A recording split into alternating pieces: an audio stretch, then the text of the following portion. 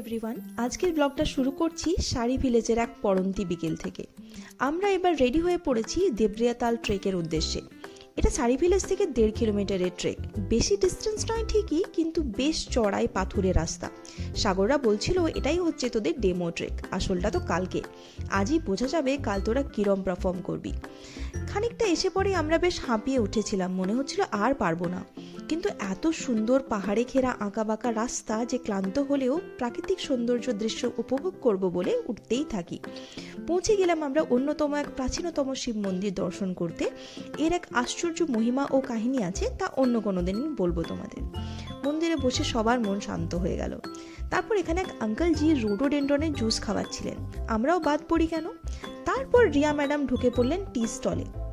ওর নাকি এখানে চাই পোষাচ্ছে না, তাই এই সন্ধ্যেটা রিয়ার হাতে চা খেয়ে আড্ডা দিতে দিতে কাটালাম।